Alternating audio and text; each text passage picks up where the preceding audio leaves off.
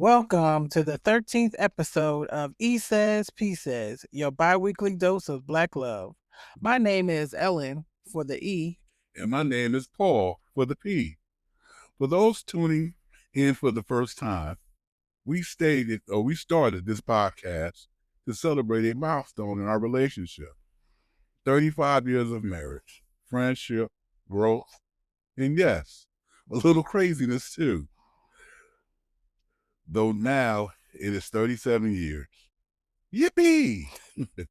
Every other week, we share parts of our relationship journey so people can see what has helped us make it this far and what continues to help us grow. Previously, we talked about our anniversary, wedding day, and honeymoon.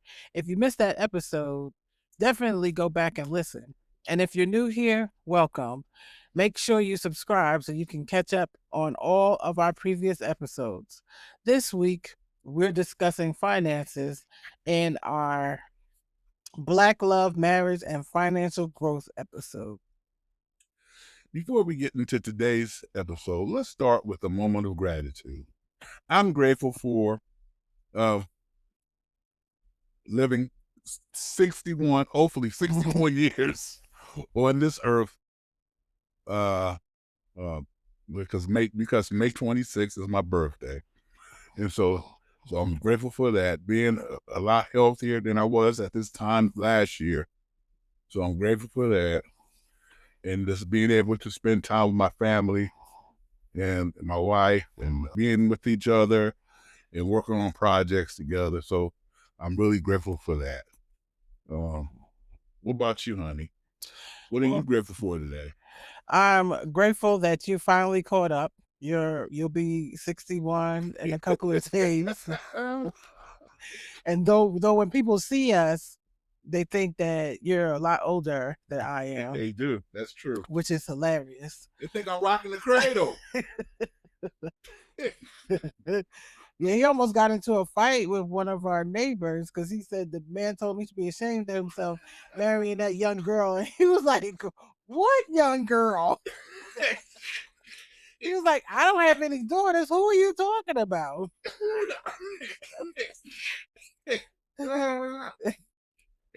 That was about 15 years ago. Yeah, more than that, I think. Yeah. About 15 years now. Yeah, about 15 years. Yeah. So I was about 37, almost 40 at that point. Mm-hmm. Yeah, so it's gotten a little better now that I've matured more, but that's still funny. Like, we didn't even know him well enough to fight, but he was ready to fight. Yes, he was. He was going to protect the women. And the other thing I'm grateful for is just, family time, Coco time. And Coco's our son's fiance's little puppy that we've fallen in love with. Yes. And still in our time of celebration, I believe we mentioned back in March that it was the season of Mox. Mm-hmm. So it starts with me and then our anniversary, and now it's birthday bookends. Today is the 24th, so we're celebrating our youngest. Yeah. And then on the 26th, we celebrate Paul. So 27 years ago, he got, I guess, one of the best birthday presents ever, or the second one, because our older son is born in June. So yeah, June 11th. Yeah, the June baby. Yeah, so I'm surrounded by Geminis. Send help. So, Paul, how do you think our podcast journey is going so far? I think it's going great. I think we have 17 or 18 podcasts that have been uploaded and on our different platforms. So I think that's awesome. On a whole, and we've discussed an assortment of topics, from cell phones using school, doing our mock minute, to child rearing and the differences in child rearing that can impact a relationship as well. And then the importance of being on one accord when you're raising your children.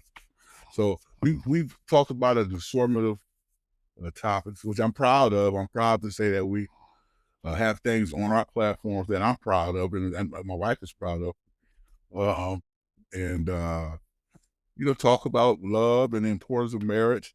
So many different things that we've had. So I'm very proud of it. Yeah, I think we're doing for us to be new, basically, we're kind of grizzly veterans now, but when we first began this journey, we were very new at it. You had learned a lot about the technology and everything, and you helped me, taught me a lot about the different types of technology when it comes to podcasting.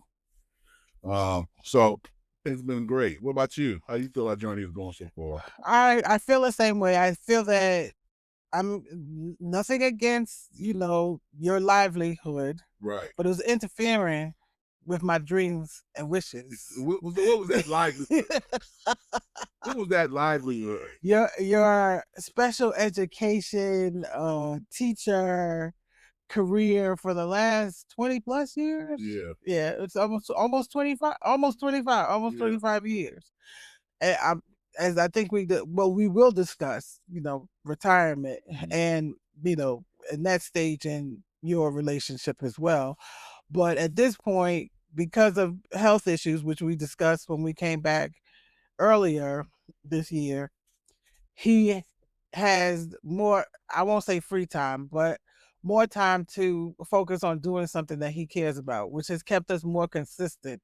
Because he would consider me a taskmaster. I'm not a taskmaster. It's just that he, it's a tech divide. I'll put it that way. Right. He understands tech, but sometimes the nuances and stuff, like, come on, we got to do this. But I'm tired. It's like, no, the internet's not tired. Come on. Let me clarify. This is something I really do care very much about. But please, my wife said something that I cared about the children too. So if there are any parents listening to this podcast, please, I did care about your kids. I care about your children, but I really care about this too. And I just didn't have the time to, because teaching is all encompassing. Yes. It's a, when you're dealing with young people, you're teaching young people,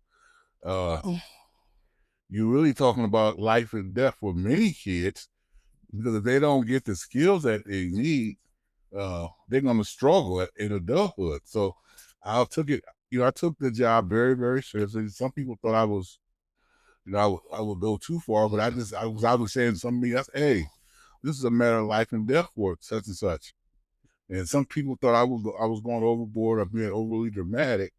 But if you look at the statistics, I'm not being overly dramatic, and it's actually quite truthful. I was being quite truthful because we know that kids who are not successful in school, they struggle in life. So it is. And I think now my wife is just citizen. It is funny because after after I'm retiring, she always knew it was important work. But after some of the research that she's conducting on her own without any kind of nudging from me or whatever, I think she has more of an understanding of just how serious this situation is with education. I think she always knew it, but I think she really sees it now for whatever reason. I can't explain it. I don't understand. It's really ironic that she has more understanding now than she did when I was actually teaching, even though she did realize that it was important work.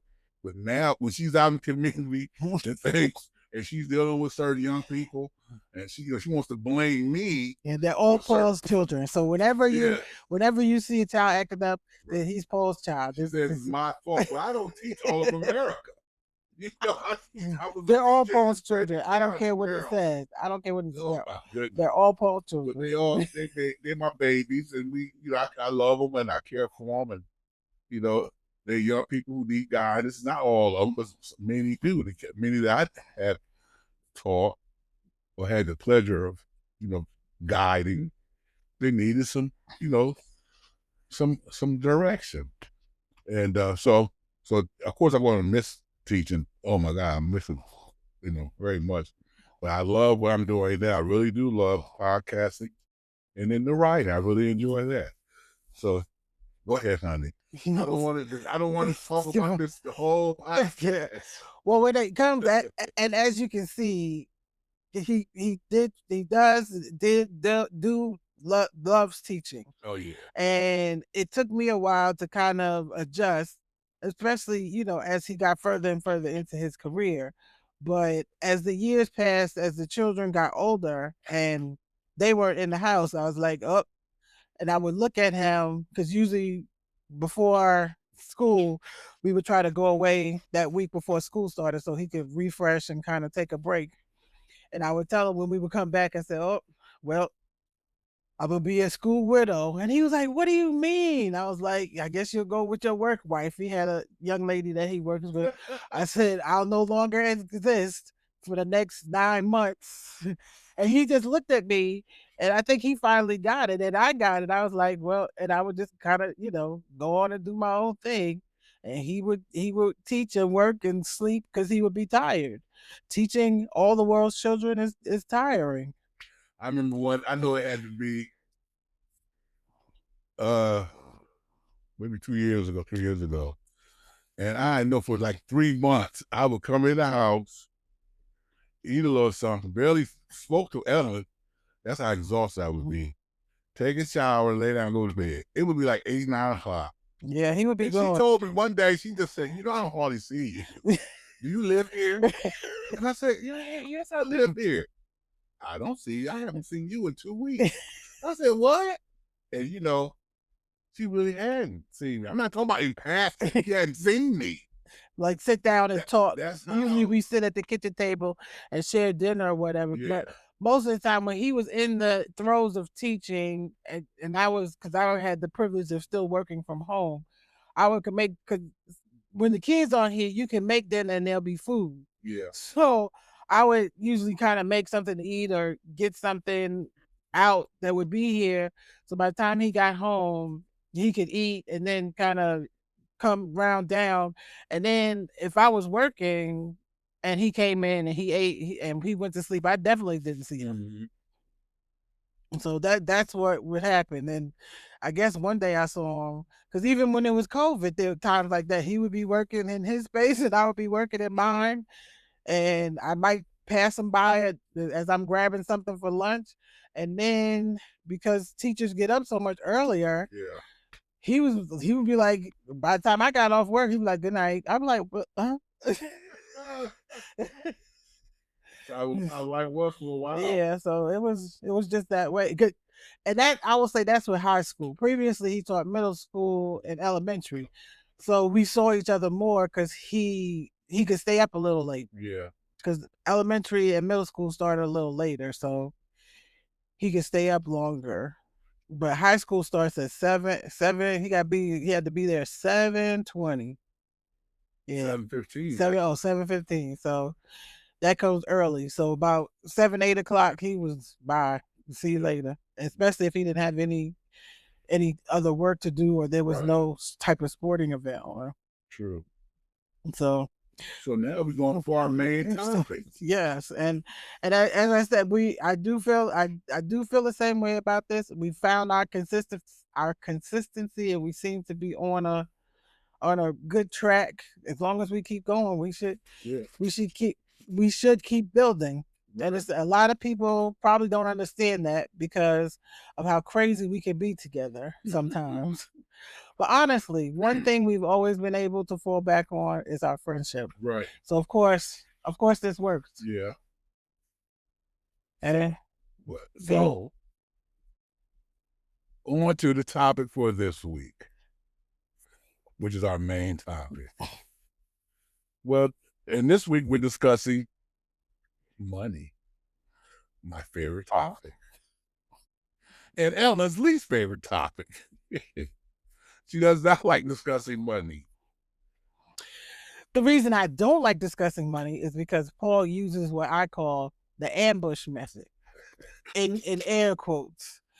We'll be having a completely unrelated conversation, just like we were talking about school and teaching and all those things, or doing something random like shopping or going to the movies, and suddenly, boom, a financial question come flying at me. I was like, but We were talking about going to the amusement park or taking the kids or taking the kids to the movie. Or do we want steak or chicken at the grocery store? Or did you pay this bill? Is it gonna pay this bill? You got I got this money. It's like I'm not even in that space. It just when it would hit me, that's when I'm asking the question. That's how my brain works. Her brain works differently than mine does. So I would just think about it. I'd be like, oh, did you take care of this? Was this, do you need money for this? And she didn't appreciate it that much. So, but that, I didn't, I didn't think it was anything wrong with it. Because I was like, well, I just need to ask her about it. I don't want to double pay bills, so. So what did you think, dear?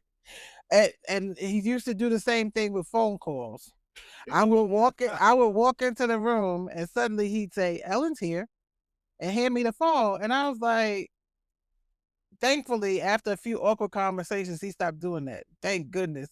Because all of you listeners out there, y'all, it's like you're not, I mean, he's happy to share the conversation. I mean, it could have been my mother, my sister, my cousin, whoever. And as usual, as you're growing up, you hand the phone around. But it's like I'm just coming from outside. I don't want to talk to anybody right now. And especially a couple of the jobs I had. I talk to people all day. So I'm like, yeah, no. And that was something I didn't understand. It took me a while to understand that. Because of the kind of work I did, I talk to people all day in person. So I would say to myself, well, why is she stressed? It's just a phone. But I understood that later. It's a phone. But when she started telling me about some of those interactions she was having with people, I said, oh my goodness. Yeah, I thought I had to have the patience of Job.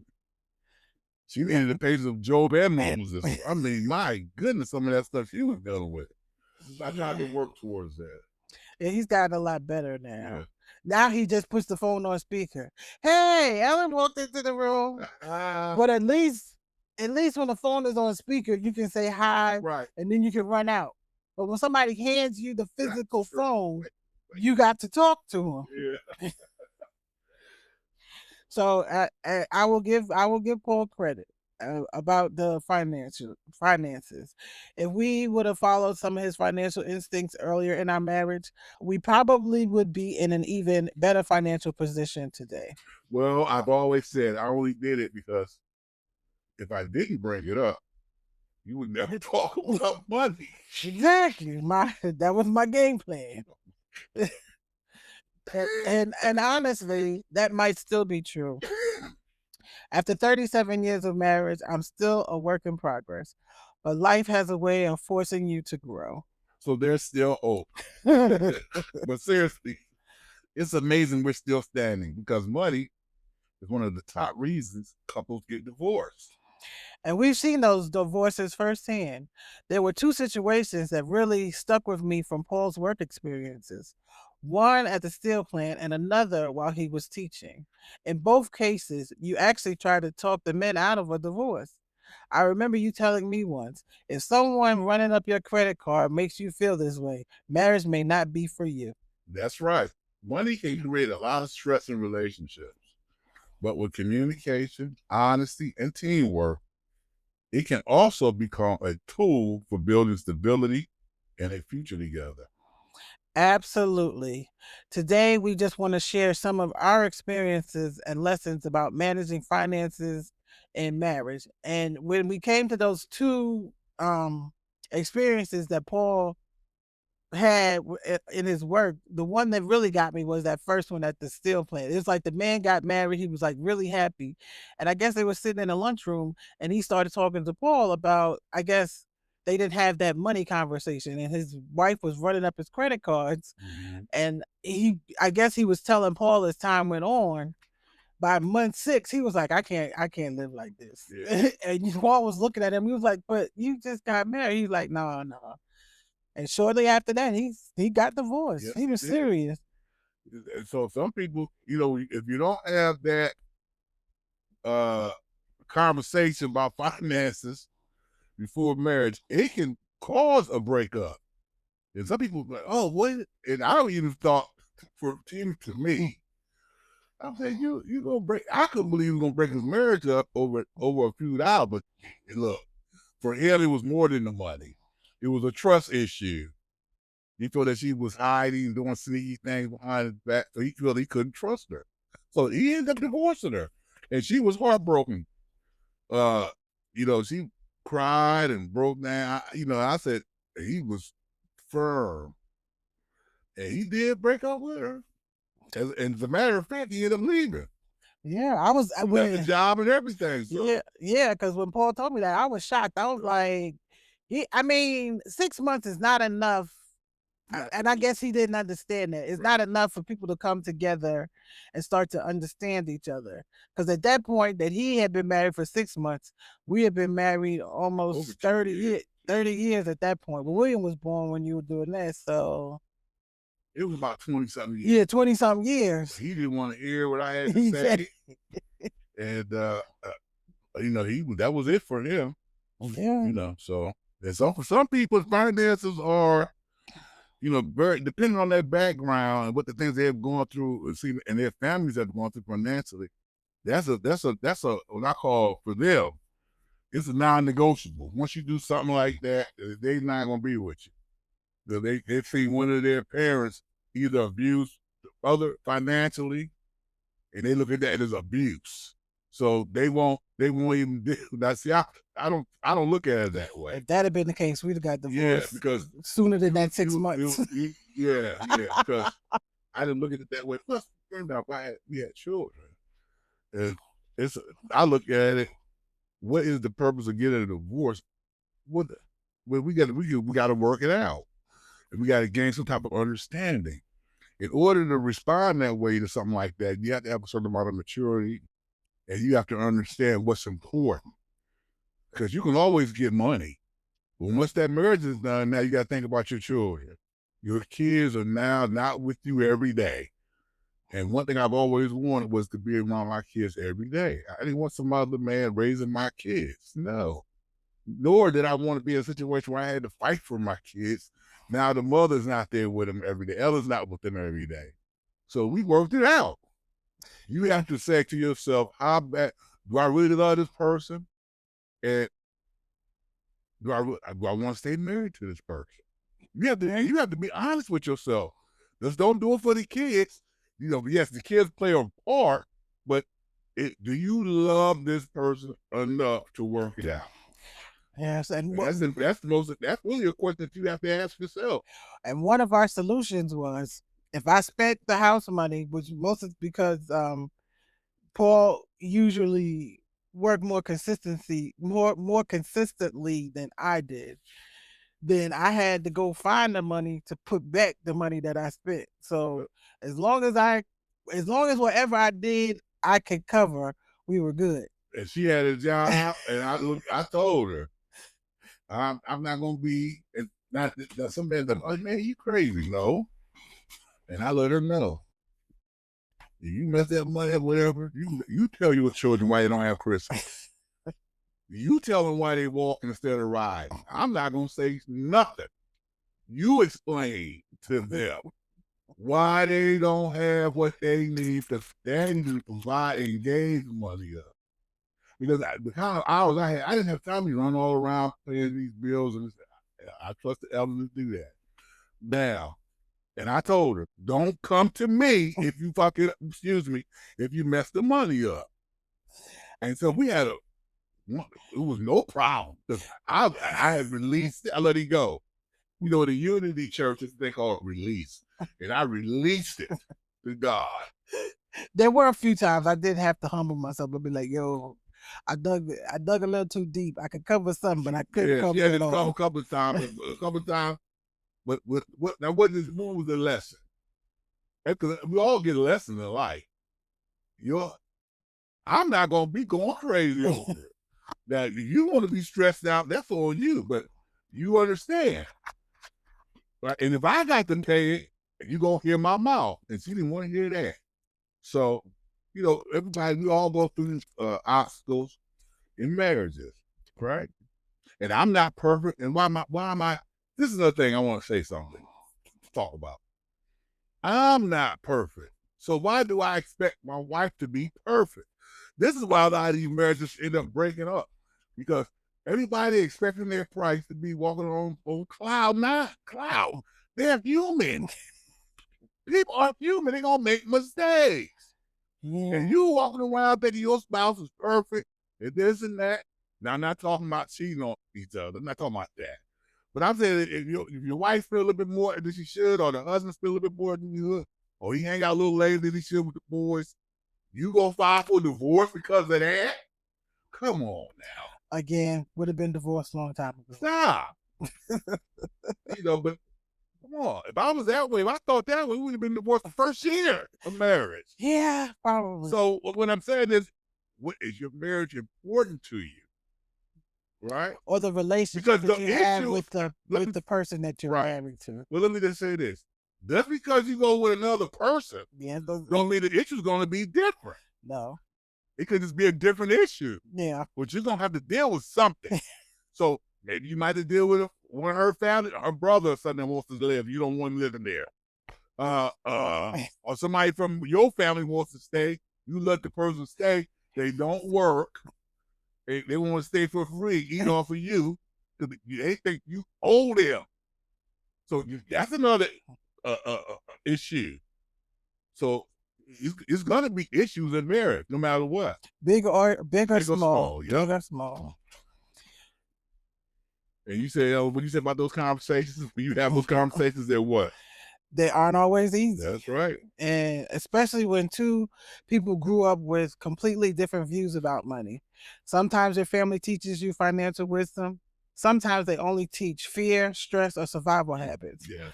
Losing my father unexpectedly at the age of 25 also affected my relationship with money more than I realized.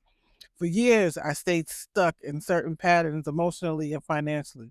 And honestly, I'm only recently starting to fully understand some of those things. Life transitions have a way of forcing reflection. That's why we started making it a habit to sit down weekly. We review our calendar, upcoming obligations, plans, and financial responsibilities together. It keeps surprises to a minimum. Another important part of finances in marriage is creating shared goals. You also have to respect each other's personalities around money. Yeah. One person may be more cautious, the other may be more comfortable taking risks. The goal is not to win, quote unquote. The goal is to find balance. Exactly. Compromise is everything. You may not spend the same way or think the same way financially, but you have to work together. That's where harmony starts. I'm sorry. That's where harmony starts. And communication really is key. If you're overwhelmed financially, ask for help. Talk to your partner. Talk to a professional. Get guidance before problems grow. And I know that's difficult because in my household, it was more of a children are seen, not heard parental relationship. Paul had a different type of relationship with both of his parents. He was able to have respectful conversations with his parents. So there wasn't much of anything that he couldn't talk about. But when we first got together, he didn't like to talk either. But my thing about talking was always, because of that habit, when you come from a house where children are seen and not heard, you don't get to ask respectful questions because your parents aren't going to talk to you about it. They tell you you're not staying in the child's place, you're not doing this, you're not doing that. So of course, when you get with your partner, thankfully my husband's very understanding. I mean, you end up in a fight or flight situation. We had a lot of fights that probably could have been prevented if at 25 I knew what I know at 60, that my parents didn't give me the tools to communicate about a lot of things because they shut it down before it could even start. And I think he also started to understand. Well, one of his habits, well, I'll just go make more money. I don't want to talk to you. Because it just became a point of friction. Money, if ever there was a lack of money, as long as there was excess, we were cool. But if ever things got tight, it was always some friction. And let me just say this: she wanted to have it both ways. Yeah. So she wanted it to be money, but then she didn't want me working overtime. Look, you can't have it both ways. Now, if you want to spend like water, you want to enjoy it, good, that's fine. But I want you to understand, somebody got to put it in here for you to spend it. We had one of the worst arguments about me not coming home. I was riding to work. And they had been like every day, because this guy, he was a jerk that I used to do. We used to do man-to-man relief. And you were supposed to tell the person that you're relieving that you're going to take off so that the person could make arrangements. Because some people like living in there for some reason. And I was, I like to work, but not live in there. Some people didn't care. They want to make as much money as they can make. And so I was working and working. It was the worst, terrible. And I was tired, you guys. I was so extremely tired. I was so tired, I fell asleep in my youngest son's room. That's how tired I was. Ellyn started arguing. And I told Ellyn, I'm so tired right now. You can scream and holler. I'm not going to respond. That's how tired. And she was just screaming, and I fell asleep. I can't believe you sleep. I said, I'm exhausted. So the next week, the check came. She forgot all that and all that stuff about me not being home. And I should have been home more, but it wasn't all.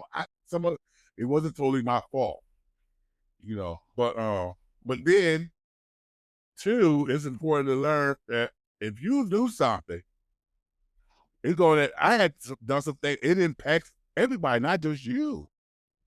All right, so you have to think about that too when you're making your decisions. Like I had a friend, he liked to gamble. I would tell him, if you should gamble only with a certain amount, right? He was like, yeah. I said, why do you have your whole paycheck in here gambling? I said, I think that's a mistake. And thank God he listened. He told his wife to come to the place, and he kept $100 for himself and gave her the rest of the check. And I said, that's a smart move.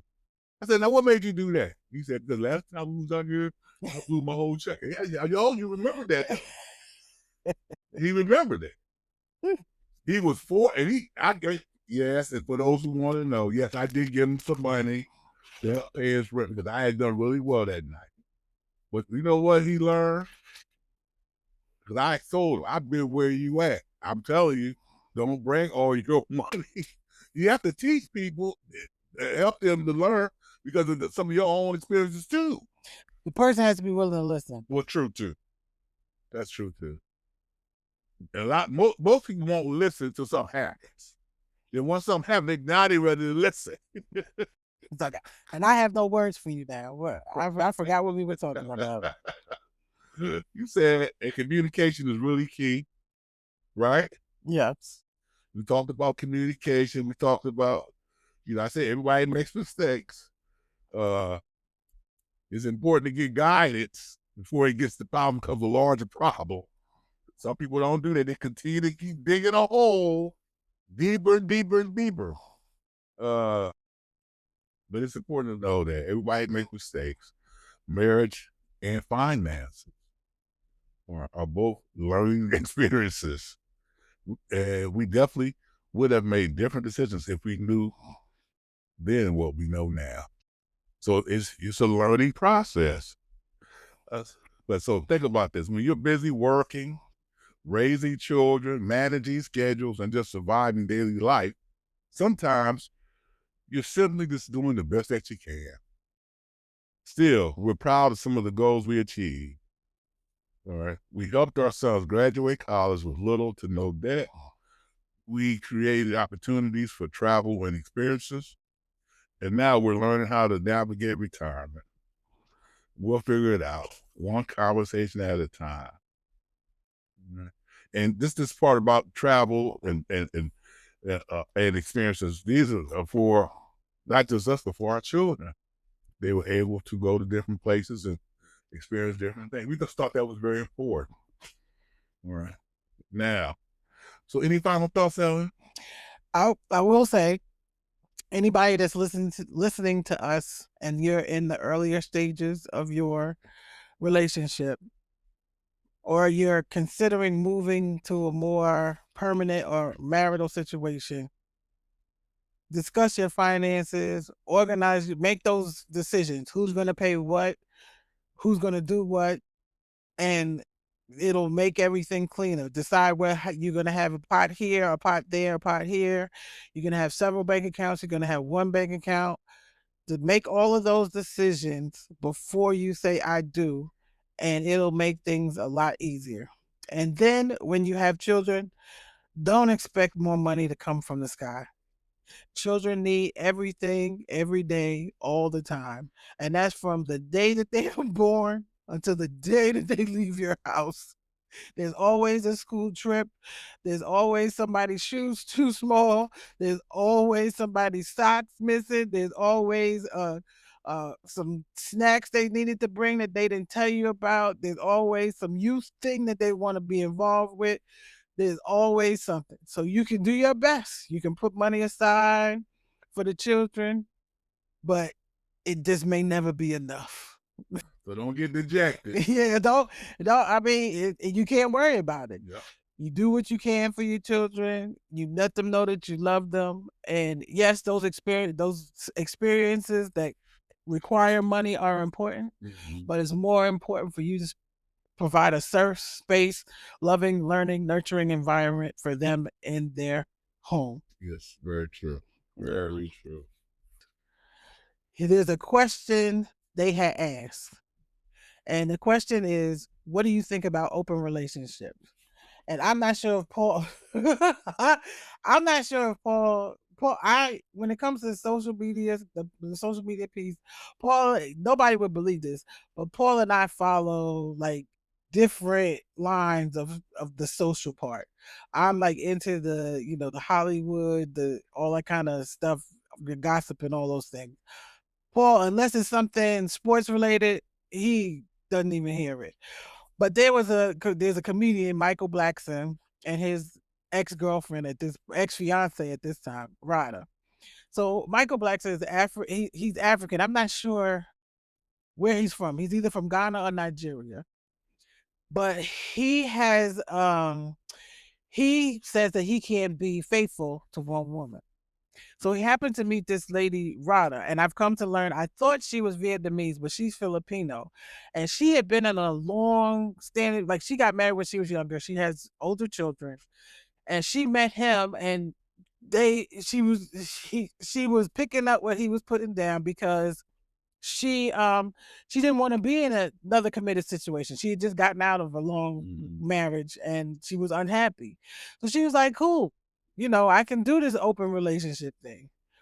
But as time passed and they decided to move it to a more committed, permanent level, the open relationship requirements, I mean, if you're into these alternate relationships, there's rules and regulations out there. If you go search them, or you can make up your own rules and regulations.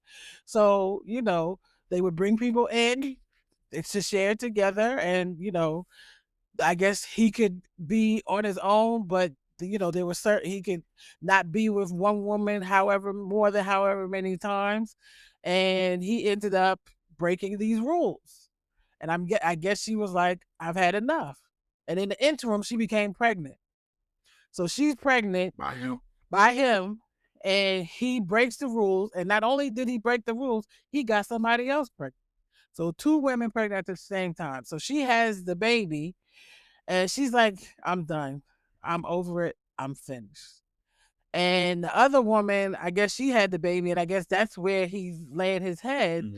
But she says she has no regrets. Right. She just wishes that maybe she would have taken more time and not got into that open relationship situation so soon after coming out of a long-term relationship. So I figured, why not ask Paul, what does he think about open relationships? I don't think we ever had this conversation, but I think it's nobody's coming in here and I'm not going out nowhere. Once that becomes part of the conversation, it's time to pick up the phone and call the attorneys, because I'm not. Some people live happily ever after in an open relationship, Right. but I didn't get married to share my person with anybody else. That's it. No comments from you, Mr. Mark? I don't agree. Open relationship. No. That's it. I'm not in the divorce side. And vice versa. There's too many diseases out here. So that's a no for me. Strong no.